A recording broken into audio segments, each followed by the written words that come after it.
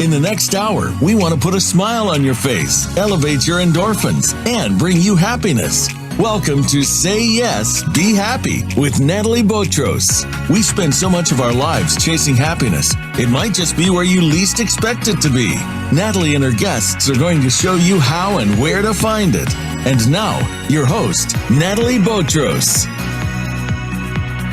Welcome, everyone. I'm Nathalie Botros, your host. Welcome to my show, Say Yes, Be Happy, where each week I choose a different topic and we find with my guests the silver lining, the happy, and the positive about it. This week, our discussion is going to be about intuitive healing.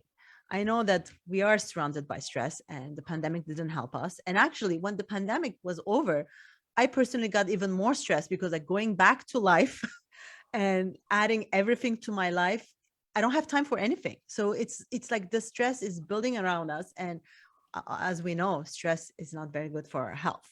So I decided to bring you someone that will help us maintain this inner peace and awaken our intuitive power. Let me talk to you about my amazing guest. She is a medical intuitive healer and with 27 years experience working with clients all over the world. She has 10 books and is Amazon #1 best-selling author. She is also the host of Natural Healing Show for UK Health Radio. Please welcome my guest, Carrigan. Hello, Catherine. Hi, Nathalie, and thank you everybody out there for listening. And my goal is to uplift you and hopefully give you practical, useful information that you can use in your life today. I'm sure they will definitely use it. So let's start. I always start with this, how everything started. How did you become an intuitive healer? And what is it? I really want to kind of tie it back to the topic of your show, because I really love that you're a happiness coach. And 2 of my 10 books are about how to heal depression naturally without drugs. So I have to start, and I'm going to be really real with everybody, because sometimes you see a person and they seem to be all successful and they seem like, every hair is in place and, it doesn't feel like they're a real person. So when I was younger, my first marriage, I spent 2 years in a support group for battered women.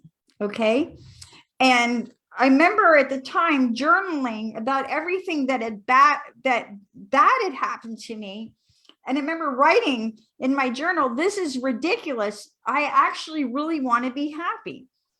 So I was like, I don't know how to be happy, but I want that, whatever that is, or however you do it. So I literally went about changing my life. And I remember in my early 30s, I thought, I'd gone to Brown University, Ivy League University. I was Phi Beta Kappa. And I thought, if I just put 10% of my intelligence towards being healthy and happy, I might actually, be that way. Yeah. Okay. Now I'm now 62 years old. Okay. It's all real. But it really started by setting that intention to be happy.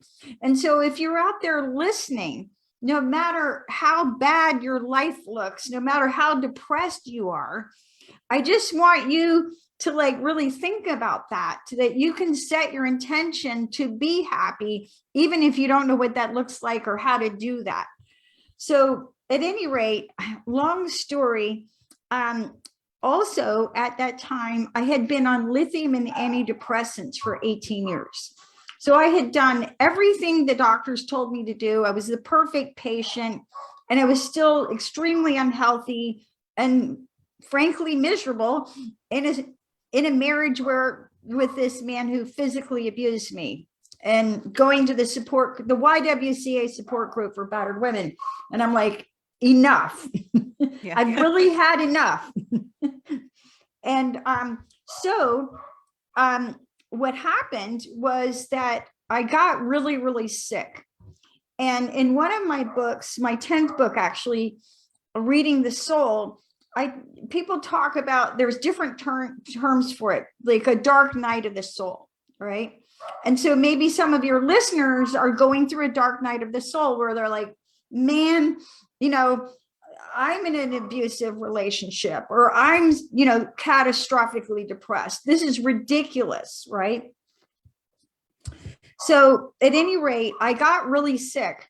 And for me, it was a major turning point, because it was like, all right, I've been the perfect patient. I did everything the doctors told me to do, and I'm still sick and I'm still depressed. This is, it's like, it's not working. So I was very blessed, because I live in Atlanta, Georgia, and someone at the time told me about a gentleman who did natural healing. So I started working with him, and I got better. I was like, wow, this is really interesting. Whatever he's telling me to do works. And I did exactly what the doctors told me to do, and it didn't work. And also at the time, the doctors were really perplexed, because they're like, we don't know what to do with you. And that was a really scary place to be. And I can relate to that as a medical intuitive healer, because most of my clients who come to me now, they've been to all the doctors, they've been everywhere, and they can't figure out what to do, why that's not working. So I was at that point, and so I started doing natural healing. And because it was working, I was like, wow, I want to do what this gentleman does. I want to help people. I want to help people be healthier and happier. And so I started studying. And I have a mentor in healing in Canada. I did her entire program 4 times. and so I just always study. And when I hear about natural healing methods that are effective, then I go and study that. And so I love learning. And, here we are. I'm now 62. I've been off all drugs since I was 34. And basically what I do is help people be healthier and happier naturally without drugs. So I tell people, if there's something that you can do naturally, that's what I do. So and what do you mean naturally? What is the difference between what you do or what they helped you with than the, like the doctors, what they do, the medicals are doing? Yes. Well, and I want to back up by saying that I always say to people, I have great respect for medical doctors. Of course. My brother's a doctor. My dad's a doctor. My grandfather was a doctor. My great-grandfather was a doctor. My uncle's a doctor. So every profession has its place. But I'll give the example of yesterday. I saw a gentleman. He came in and he's completely exhausted. He thought that he had Lyme disease. He was literally on 35 different medications. Okay. And one of the things that I talked to him about, and he's gone all over the world trying to get better. And, but nobody's sat there and talked to him about how the different medications interact. And I'm like, okay, you need to actually do the research to find out how these drugs interact, because most people are on drugs. They're not just on one drug, they're on multiple drugs. And the doctors, as good as they are and as well-meaning as they are, frequently they're not looking at, how are all these drugs interacting? So to answer your question, basically in natural healing, we talk about self-responsibility and self-empowerment and looking at what can I do to be healthy and happy. And so we're going to talk about this at length, but and when I'm working with clients, I always start with what you can do. And this could be including eating well, or taking natural healing remedies, or exercising, or getting enough rest. And your self-care is very important, and taking care of your environment and the feng shui in your home, and keeping your home environment clean, peaceful, and happy, because environment is the most powerful factor. And then there are natural healers such as myself who use energy healing. And so in a nutshell, although traditional medicine has its place and it's absolutely helpful, natural healing talks about what you can do without drugs and without surgery whenever possible. Because frequently people, they're doing everything the doctors tell them to do, and they're still sick, they're still exhausted, they're still overweight, they're still unhappy. and it's not getting them where they need to be. No, I agree. So basically what you do, it's a more holistic approach, and it's not just like the pills and like that problem, like the whole life problem. Yes. Like I had like some hormonal problems in the past, and every time that I went to see a doctor, they kept giving me, like I don't know, pills. They're like, you have to take pills. I'm like, no, pills are not going to help me because my estrogen is. They're going, no, no, no, no, no, no. You must be perimenopause. I'm like, no, my estrogen level. They wouldn't even listen, and they kept doing, and I kept being, I've been their trial block. They were like trying all these stuff on me. I was like, no, this is not working, until I decide, enough with all this. I want to do what I think I should do. And like, I feel much better. Is it resolved? No, but I mean, it's not that they're going to resolve it, but I know how to live with it, basically. Yeah. And, I want to make a comment about that, because one of my 10 books is called Unlimited Energy Now.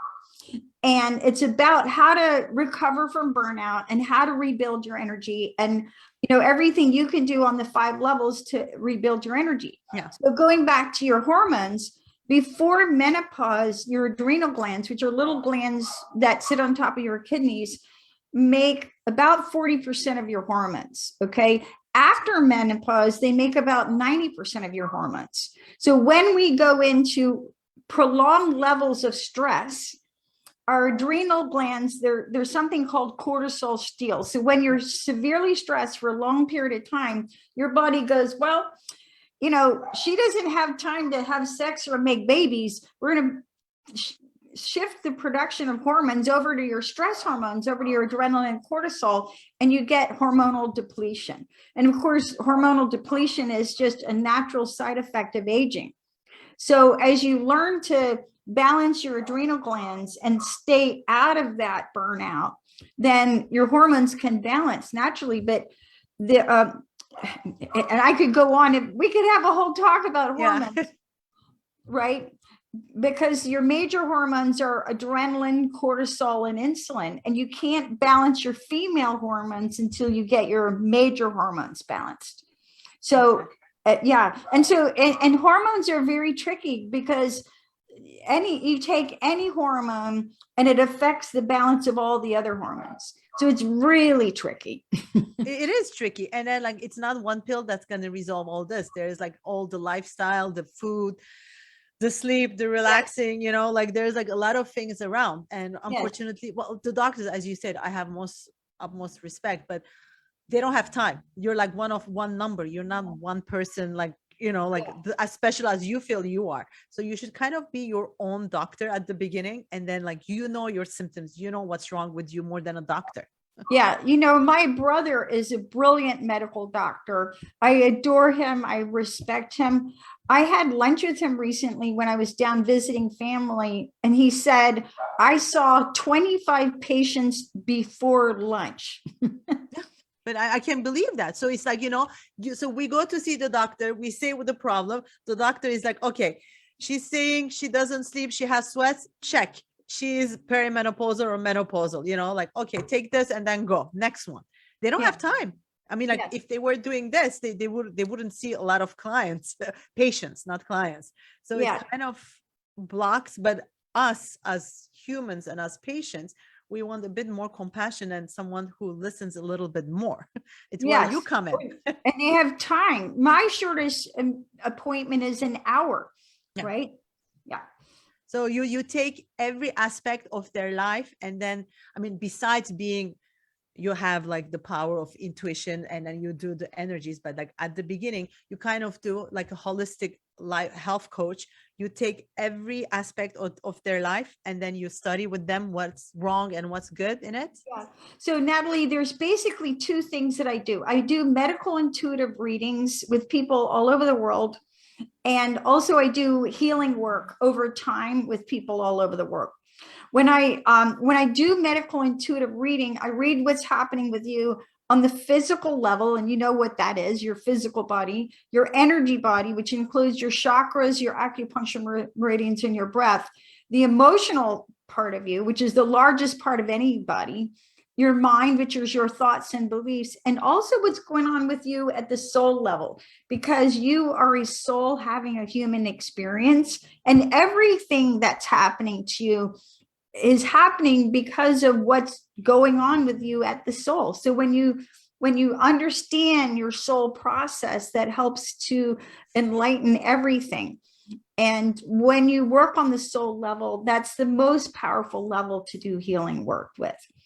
Yeah, that's like the part that we're going to go deep in because like I want to know how you do it, and then if we can heal ourselves as well, if like everybody has that power to be able to heal themselves. That's like very important, the awakening our intuitive power, if it's possible. We're about to take our first break. We're talking with Carrigan about healing from the inside out without medicine, just naturally, holistically. We will be back just after the break.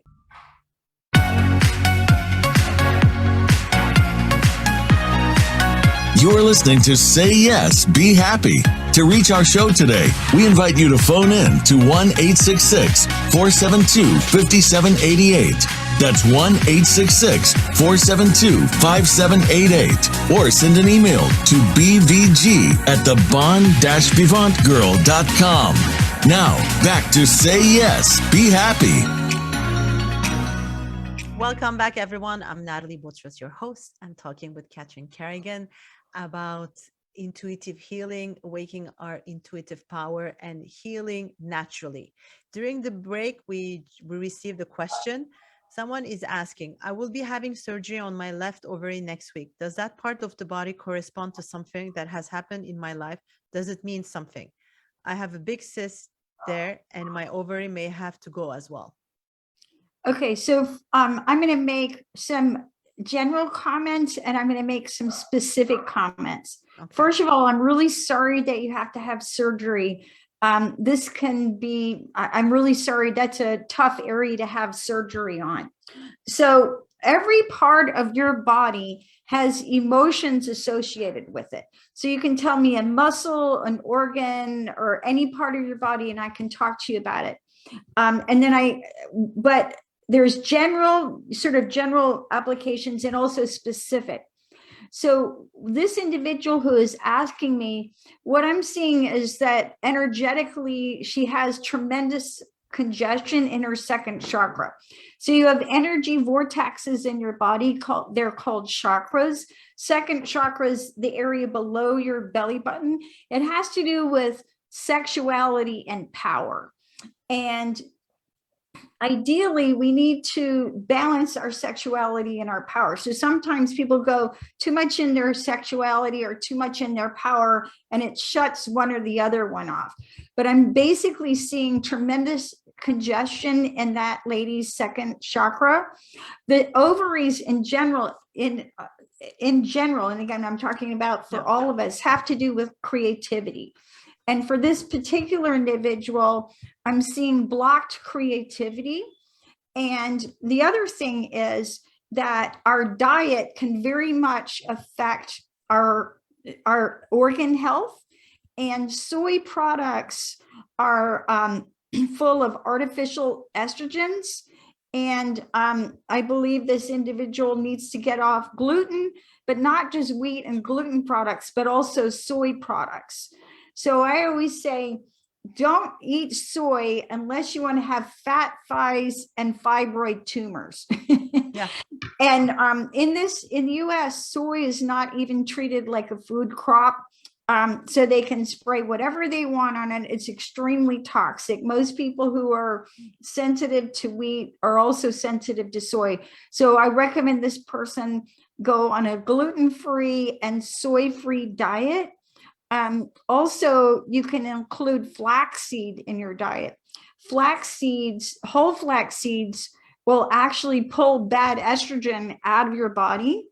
And a lot of us women have excess estrogen. And I believe this person's hormones are out of balance as well. So, but including flaxseed in your diet can pull bad estrogens out of your body and be extremely helpful. But I'm really sorry that you're having to go through surgery. And I'm hoping for you that it is a breakdown to a breakthrough so that you take this as an opportunity to take better care of your health. Yeah. I hope this helped. And it's interesting. So yes, you said excess soy brings also excess estrogen. So that's like a very important thing that all the ladies who are listening to us should really be careful. And what does soy do for men? Does it like, it doesn't hurt them? As usual, us women, we're like the ones suffering with everything. Yeah, soy is not an ideal food for anybody. Yes. Yeah. Okay. So let's go to my questions, unless like we receive other questions. I want to talk about, I mean, I know that you have 10 books, but I want to talk about the book that concentrate about healing. The name of the book is What is Healing? Awakening Your Intuitive Power for Health and Happiness. So we kind of talk a little bit about healing, but I know that there are like 5 levels of healing. Can we talk about those? Right. So in my work, part of the reason that my work is so effective is that I work on all 5 levels. So what are the 5 levels of healing? So first of all, there's the physical body. So when we go to our wonderful medical doctors, they work on the physical body, and you can do lab tests and they tell you what's going on all the levels in your organs and so on. So we know what the physical body is, your organs, your bones, your muscles, all the organ systems. The second level of healing is your energy system. So this includes your acupuncture meridians, the chakras, and the breath.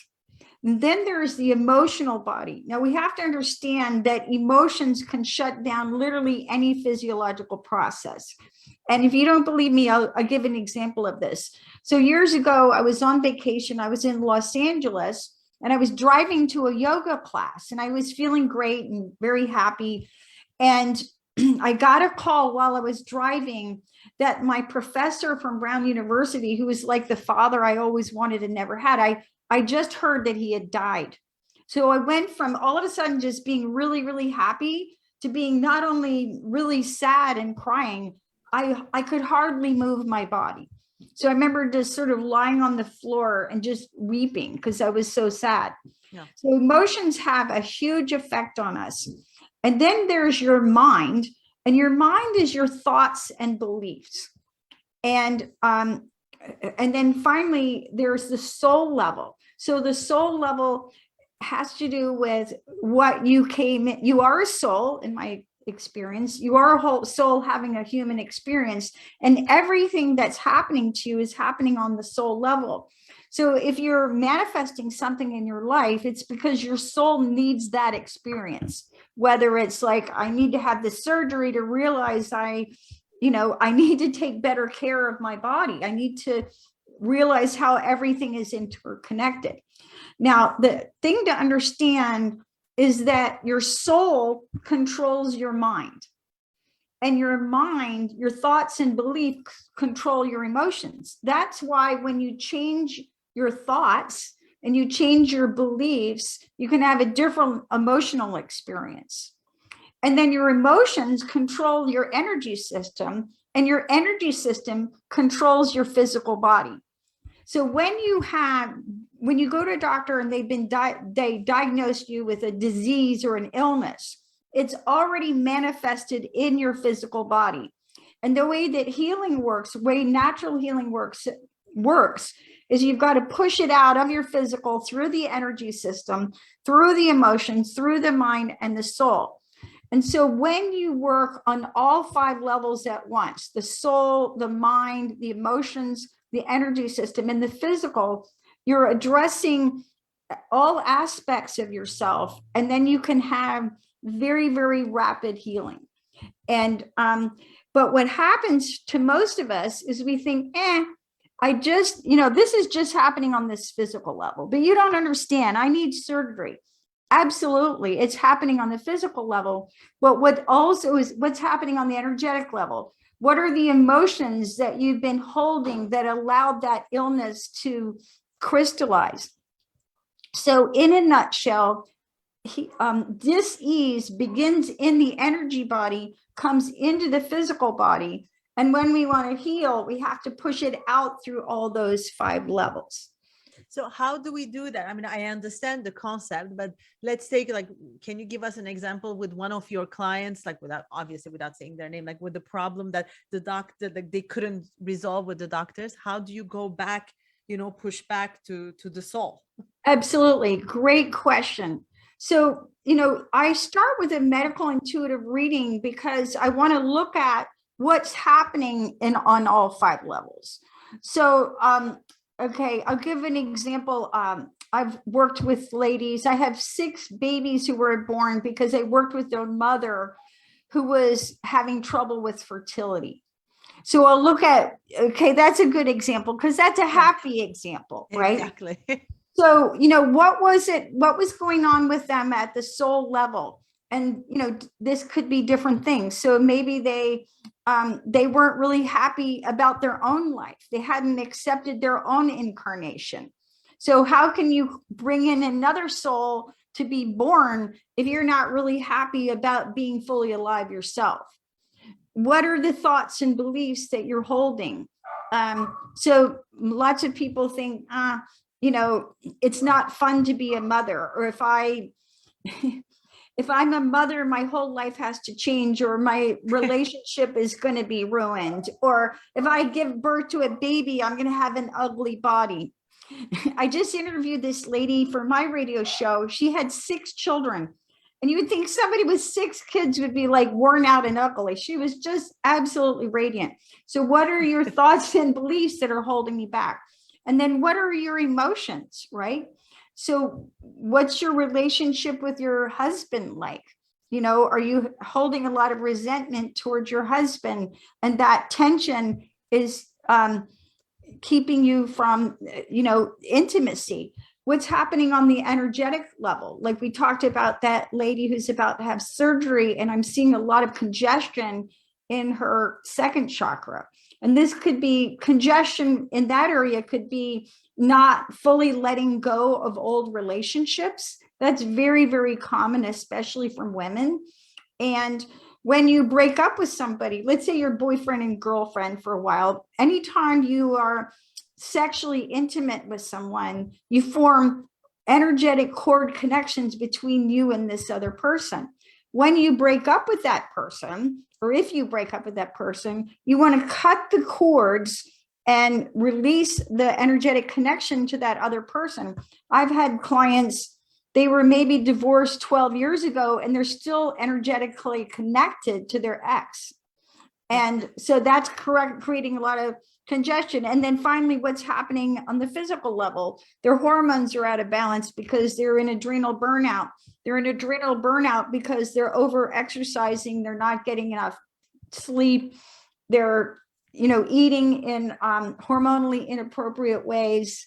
Yeah. Right. So how do you help them to let go? Do you clear their chakras? Do you do like energies? Like what do you do to clear that? Or like, I mean, obviously they have to do the work too, but how do you help them with that process? Yes. So I'm a master healer, and I have a very big menu on that. So for example, this afternoon, I'm going to do healing work with a gentleman to clear past life vows. So it's my experience that your soul has been around, like you've done this before.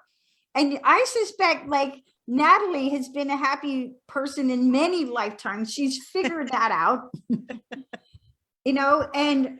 and so whatever you're here to do in this lifetime, whatever your soul is here to do, you may have practiced that in many lifetimes. So for example, let's say you're a really good singer. Well, you may have done that many, many times.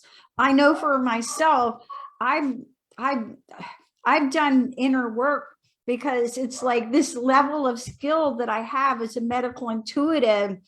I know I have done that in many, many lifetimes. So how do we discover if we did it in our past lives? Is there like a way to discover that? Yes, there is a way there's many ways actually of discovering that. But so in this afternoon, for example, I'm going to work with a client to clear past life vows. So I'll give you an example of a past life vow. A past life vow is a promise that you made to yourself in this or another lifetime. So I'll give you an example. A lot of people they were a monk or a nun in another lifetime, and they took vows of chastity and poverty. That's no fun. That's not a recipe for happiness. So I'll look at, what are the past life vows that someone took that they're carrying through in this lifetime that may be affecting their health and happiness. Another one, anyway, so there's a lot of vows that you could have taken. That's one example. Yeah. So I have someone who's asking, what kind of healing work? What is the method? Is it Reiki, what you're doing? I am a Reiki master teacher, but again, I've studied healing modalities from all over the world. So if you want to know more about my modalities, you can look at my website, CatherineCarrigan.com. So we'll add it anyway, the website, but yes, definitely. She has like a laugh on her. She does a lot. Yeah. There you go. Yeah. So now let's go to primary intuitive gifts. I know that we have 4 primary intuitive gifts. And it's like through which we can receive communication from our souls. So can you talk a little bit about that? Okay. So this is, again, if you don't remember anything that I say today, except for this is what I want you to remember. You are a soul, and your soul is always trying to communicate with you. And when you listen to your soul and when you follow your soul guidance, then your life is so much easier. It's easier to be led to that which makes you healthy, that which makes you happy. Now, there's 4 primary psychic gifts. And so another word that I use for intuition is simply soul guidance. So the 4 primary gifts: claircognizance, clairvoyance, clairaudience, and clairsentience. So let me break these down. So the most common kind of soul gift is actually clairsentience, which is psychic feeling. The people who are high in clairsentience, they read the energy. There's some great quote. It's something like, read the vibes, energy doesn't lie, right? So clairsentience, psychic feeling. And all the gifts have an upside and a downside. And you can read more about this in my book, Unlimited Intuition Now. Now, the next gift is clairvoyance. And this is the gift that can read auras. It can also, it receives information in terms of inner vision. So you may see a symbol inside of your mind. Read auras, see angels. Then there is clairaudience, and clairaudience receives information in terms of words or sound. And then finally, there's claircognizance. This is the gift that Edgar Cayce had. Edgar Cayce was a very famous medical intuitive. He's now deceased. That is my gift. So claircognizance is the gift of just knowing. So people ask me, how do you know what you know? It's like when I started a medical intuitive reading this morning, and I do medical intuitive readings for a healing center in Costa Rica. Before they hired me, the owner got readings on himself from 5 different professional intuitives from all over the world. And they hired me because I'm the most accurate. So for 5 years, I have done medical intuitive readings. So people will fill out a form. They tell me their name. They send in their photographs. And for me, it's like doing dictation. It's like I'm just writing down what my guidance says. And so the claircognizant gift is the fastest gift. And all the gifts have an upside and downside. Yes. So we're about to take our second break, but I want to talk about that. And I want to also talk if everybody can have those, or like if we can develop those, voyances, let's say. Yeah. I'm Nathalie Botros, your host. I'm talking with Catherine Carrigan, and we will be back just after the break.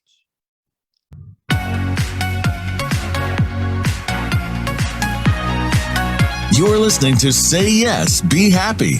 To reach our show today, we invite you to phone in to 1-866-472-5788. That's 1-866-472-5788. Or send an email to bvg@thebon-vivantgirl.com. Now, back to Say Yes, Be Happy. Welcome back, everyone. I'm Nathalie Botros, your host. I'm talking with Carrigan. Just before the break, we were talking about the 4 primary intuitive gifts. And now I want to go deeper because during the break, Catherine was telling me that each of them has like good effects and bad effects, pros and cons. So let's get into that. All right. Well, I want to start with a quote from Mother Teresa. And Mother Teresa said, if you judge people, you have no time to love them. And when I wrote my book, What is Healing? Awaken Your Intuitive Power for Health and Happiness, when I started, my one thought is when you love someone or something unconditionally, you know whatever it is that you need to know, right? So when we're talking about receiving your soul guidance, part of what you have to do is you have to set your ego mind aside, okay? So what is your ego? Your ego is the part of you that wants to be right, the part of you that wants to look good and be famous and have everything perfect on the outside. The ego is also an aspect of our shadow self. So you've got to set your shadow aside. You've got to set your ego aside. And even myself, I went to Ivy League college, Phi Beta Kappa, author of 10 books. You know, I'm always studying, always learning. But when I do a reading, I set aside everything I think I know. So I want to listen at the soul level. So when you want to receive information from your soul, you have to set aside everything that you think you know. And so even people who read my readings, they say the people in Costa Rica, people think, oh, you Googled me. I don't Google you. I'm asking it from my soul, what it is that your soul needs to hear. So you have to understand that you've got to have a process of setting your ego mind aside. What does that look like? Prayer, meditation. I begin every day with prayer and asking for guidance. So you want to have ways of setting your ego mind aside. And even a lot of people, I think, are afraid to receive soul guidance. You know, whether it's I'm afraid I'm not good enough, that's a big one. And you have to understand that, again, your soul, you've lived here multiple times, your soul's always trying to guide you. And I always say, and I'm using the word God here, some people prefer universal source. You know, when you're paying attention, you only have to get tapped on the shoulders, and angels can just tap you on your shoulders. If you've gotten hit over the head, it's because you're not paying attention. So, all right. So the 4 gifts and their upside and downside. So let's talk about clairsentience, because I agree with Nathalie. She said, I think I'm clairsentient. I'm like, absolutely. So when you're clairsentient, you literally feel the energy. It's the feeling gift. So, so what's good about the feelers, I call them feelers, is they're great people, because you're automatically so tuned in to how other people feel. I've never seen any of my feeler clients inadvertently hurt somebody's feeling. They just kind of know how everybody's feeling and how to talk to people. So they're great people. Now, what's the downside of the clairsentience? Downside is codependence, because it's so easy to confuse what you're feeling so that you don't know, is this my feeling or this somebody else's feeling? So yesterday, for example, I was working with a lady who's a psychologist, and she's had severe digestive problems. She's gone to all these doctors. They're like, there's nothing wrong with you. And I was talking to her about the rage that she feels at her son. And I'm like, you don't have good enough boundaries with your son. And she was, anyway, doing that. So when you're clairsentient, it's very easy to confuse how you feel with how other people feel. Yeah. One of the things that I get my clairsentient people to do 3 times a day, get by yourself and ask yourself, how do I feel? So let's say you wake up in the morning, you feel great, you feel lots of energy. And if your energy shifts within the next 8 hours, as I like to joke, is that me or Memorex? It's, in other words, like, did you pick up some, you went to the store and somebody was grumpy, or your partner's grumpy, or you're picking up the energy somewhere around you and your energy shifted. So you have to get super clear on how you feel, and so that you can differentiate out. All right. So the clairaudient gift. So that's one of the fast gifts. Claircognizant is also one of the fast gifts. So clairaudient people, they make excellent public speakers. They can just open their mouth and start speaking and inspire everybody. But one of the downside of the clairaudient gifts is that because it comes in as words, it's easy to get your ego mind confused up with your soul guidance. So, and this is sort of ironic, because most of the time we're taught, stop and think about it. Stop and think. Well, if you stop and think, that's your ego mind. When it comes in really, really fast, that's your soul guidance if you're high in clairaudience. Next, and the clairaudient gift can be very super blunt. They're like, that shirt looks stupid, because it's coming in so fast. Oftentimes they don't have the filter like the turn it in their mouth. Yeah. Now the clairvoyant gift again receives information in terms of pictures. So these are our visual artists, people who are great at interior decorating, people who are really good at making the world a beautiful place. But one of the downsides of the clairvoyant gift is you get stuck in your picture. So let's say you've been a librarian your whole life, and your life looks a certain way, and then suddenly you lose your job. Well, you literally can't see any other picture. So what helps with the clairvoyant gift is to create 2 pictures. I could be happy as a hunter and I get up every day and go out into the woods, or I could be happy as a fisherman and I get up early and I go down the boat with all my buddies. Yeah. So seeing 2 pictures helps you get out of that stuck visual picture. The claircognizant gift, which is my gift, you receive information so fast and so far ahead of time that there's usually no supporting information. So I'll give this example. In 2005, I was in London, okay? And long story, I was supposed to go and do healing work at a clinic, and a friend of mine had set it up for 10 of his clients to see me. Well, I called him up 2 days before this, and he'd spent literally about 2 months scheduling everybody to come see me. 2 days ahead, I call him up and I apologize. I said, I'm really sorry, I just can't come. And everybody was really upset with me until that morning, the subway blew up and 53 people died on the subway, on the bus. I wasn't on the bus. The people who were supposed to come see me were not on the bus. And so when you're claircognizant, you get information like way ahead, and there's no supporting information. So how I got information about that was quite interesting, because I didn't get information that it was a terrorist attack. I remember I was on a train. The subway blew up on a Thursday. On a Monday, I was on a train and I just felt this huge wave of incoming negativity. And I was like, what is that? And I didn't know what it was. I thought somebody must be talking trash about me. I am a Reiki master healer. I tried to stop the energy. I couldn't stop it. And then I was at a crystal shop. I went to a crystal shop and I thought, I need these crystals. Well, I went home, looked up what they were, and they're to protect a psychic attack. Next day, Wednesday, I go into the center of London, in and out, no trouble.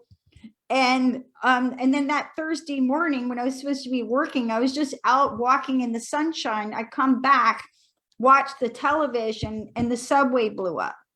So when you're high in claircognizance and you receive information, I'm not supposed to go there right now. You know it, you feel it, but you have that feeling. Do you think that everybody has intuitive gifts and it's not developed, or like everybody can have all of them, or like how does it work?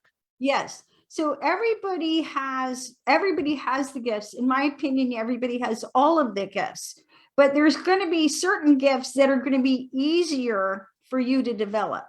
So just like I'm not a tennis player, or I'm not a professional golf player, and a golfer would go, oh, anybody can play golf. Well, you would have to really train me. Yeah. You have to train yourself basically to be, Yes. to wake up like those powers, like intuitive powers. Yeah. So part of what I do is I help people understand how their soul communicates with you. Because if let's say you're clairsentient and you're trying to receive visions, well, that may not be the primary way you receive information. So you want to understand how your soul communicates with you. Number one, you understand how your soul communicates with you. Number two, you want to understand how your soul gifts work, so that when you receive the information, you don't sit there and second guess yourself. Yeah, I understand. Yeah. So we don't have a lot of time left, but I want to talk about the angels and the spiritual guides. So can we all have angels and spiritual guides around us, and some of us can see them, some of us can feel them, some of us don't? Yes. And if you want to see angels, I encourage you to visit my website, CatherineCarrigan.com, because I have an entire page of angel photographs that I've taken with my iPhone. And I tell people about that. And it's like, oh yeah, sure, whatever. And then you go and look, it's like, oh my God, they're angels. And and most of these are photographs that I have taken, but I have readers also who've sent me photographs that they've taken of angels around them. Okay. So it's my experience, because you're a soul, you have angels and spiritual guides around you. So everybody's got a guardian angel.